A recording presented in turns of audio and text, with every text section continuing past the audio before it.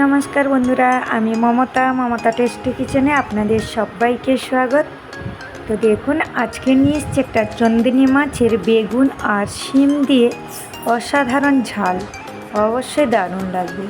দেখুন, এখানে আমি নিয়ে নিচ্ছি পোস্ত, কালো সর্ষে, সাদা সর্ষে আর অল্প হলুদ দিয়ে দিয়েছি, জিরে দিয়েছি। এখানে নিয়ে নিচ্ছি সবজি, বেগুন, শিম। এখানে দেখুন মাছকে হলুদ লবণ মিক্স করেছি। আর এখানে টমেটো, পেঁয়াজ, কাঁচা লঙ্কা, তার সাথে মশলা পেস্ট করা একসাথে আপনাদেরকে একটু শেয়ার করালাম। তার সাথে নিয়েছি ধনে পাতা। তো দেখুন, আগে মাছটা আমি কিন্তু ভেজে করব না, কাঁচা মাছের কিন্তু ঝাল করব। অবশ্যই অসাধারণ লাগবে বন্ধুরা। এই শিম দিয়ে বেগুন দিয়ে দারুণ। সঙ্গে থাকুন। অবশ্যই আমি কেমন বানাচ্ছি আপনারাও তো অনেকবার বানিয়ে দেখেছেন, এবার আমি একবার বানিয়ে দেখছি কেমন লাগে। দেখুন, সব কিছু আমি নিয়ে নিয়েছি।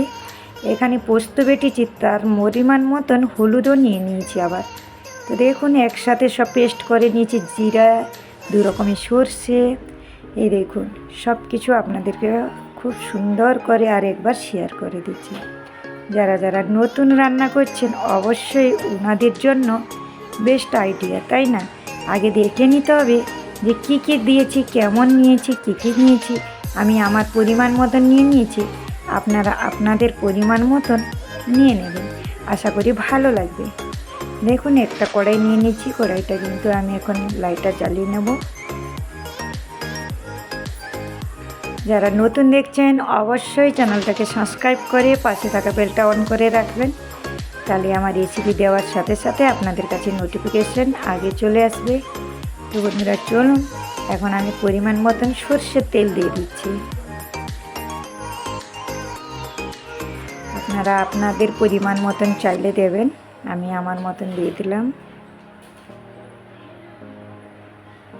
যারা যারা এই মাছটা খাননি অবশ্যই দেখুন। এখানে দিয়ে দিলাম একটা শুকনো লঙ্কা। এখন দিচ্ছি কালো জিরে। আপনারা অনেকে চাইলে 5 ফোড়নও দিতে পারেন, তো আমি কালো জিরে এড করলাম।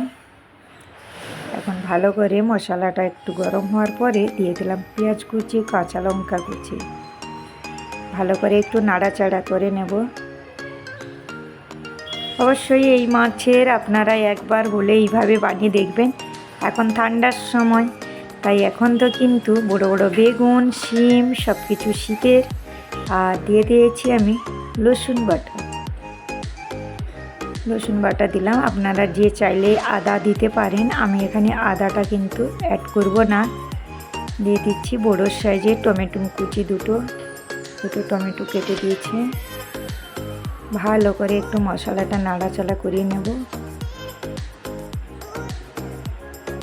দেখুন কতটা সুন্দর কালার হয়ে গেছে। তার সাথে দিয়ে দিচ্ছি শিম।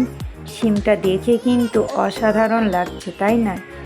এই শীতের সময় শিম, নরম নরম শিম একদম অসাধারণ। একটু ভালো করে নাড়াচাড়া করে নেব। তার উপরে দিয়ে দিচ্ছি বেগুন। বেগুনটা দিয়েও একটু ভালো করে নাড়াচাড়া মশলাগুলো করিয়ে নেব।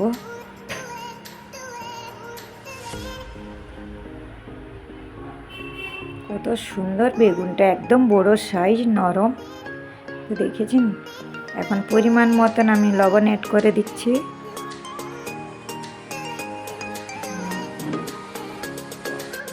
ভালো করে আবার সব কিছু সবজিগুলোকে আমি ভালো করে মশলার সাথে অ্যাড করছি। দেখুন কতটা সুন্দর দেখতে লাগছে। এখন দিয়ে দিব আমি যে মশলা পেস্ট করেছি, সর্ষে, 2 রকমের পোস্ত, তার সাথে আমি যা যা হলুদ সব রকম অ্যাড করে অল্প জল দিয়ে একটা ভালো করে ব্যাটার বানিয়ে নিচ্ছি। এইভাবে কিন্তু পোস্ত দিয়ে করলেও বেশ ভালো লাগে।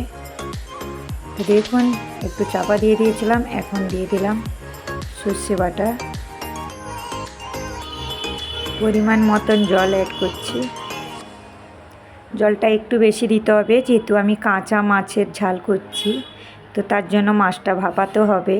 ওই ভেবে একটু জলটা বেশি পরিমাণ দিতে হবে। তো দেখুন কতটা সুন্দর এখন থেকে দেখতে লাগছে, তাই না? আর এইভাবে করলে অনেকে ভাববেন হয়তো বেগুনটা কি সেদ্ধ হবে। অবশ্যই সেদ্ধ হয়ে যাবে। তো দেখুন আমার হয়ে এসেছে। এখন দিয়ে দেবো মাছ, সব কটা মাছ ভালো করে সুন্দর করে দিয়ে দেবো। আমি এখানে তেল দিয়ে লবণ হলুদ দিয়ে ভালো করে মাছটাকে মাখিয়ে রেখেছি। চাইলে আপনারা হলুদ নাও দিতে পারেন। দেখুন কতটা সুন্দর কালারটা দেখতে লাগছে। একটা চাপা দিয়ে দেবো আমি এখন। কিছুক্ষণ চাপা দিয়ে রাখলে বেশ সুন্দর সবজিগুলো সেদ্ধ হয়ে যাবে। দেখুন এখন দিয়ে দিচ্ছি ধনেপাতা কুচি। অবশ্যই বন্ধুরা এভাবে বানিয়ে একবার দেখবেন, অসাধারণ খেতে।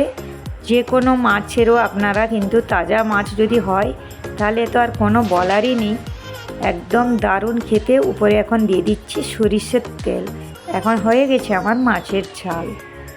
দেখুন শিম দিয়ে বেগুন দিয়ে মাছের ঝাল এইভাবে কার কার খেতে পছন্দ অবশ্যই বন্ধুরা কমেন্ট করে জানাবেন। বেশ খেতে দুর্দান্ত লাগে। এটা কিন্তু উনুনে রান্না করলে আরও অসাধারণ। সবাই ভালো থাকবেন, সুস্থ থাকবেন, বাই।